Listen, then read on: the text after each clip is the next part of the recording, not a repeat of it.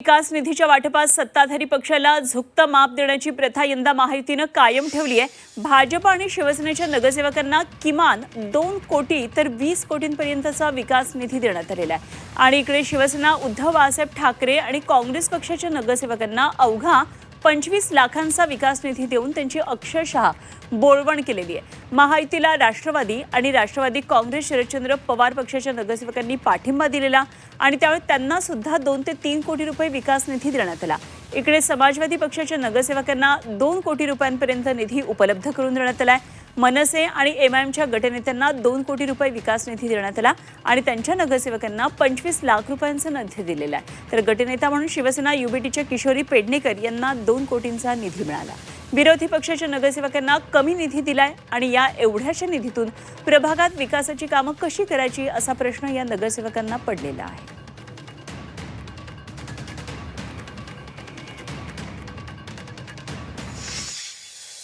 आठशे कोटी जेव्हा बजेट मिळतो त्या ह्याच्यामध्ये किमान एकेका नगरसेवकाला 50 लाख 1 कोटी असं देणं अपेक्षित होतं।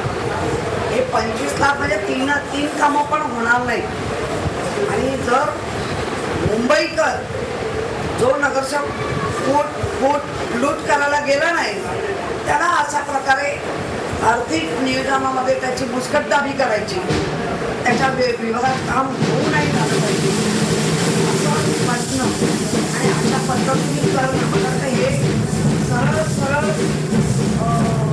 लोकशाहीने निवडून यायचं आणि पुन्हा लोकशाहीचा करावं। असलेला माझा वॉर्ड धारावीतील 183 आहे। माझ्या वॉर्डामध्ये 3-4 वर्ष झालं काहीच कामं झालेली नाही आणि आता जो निधी मंजूर झालेला आहे तो फारच कमी आहे।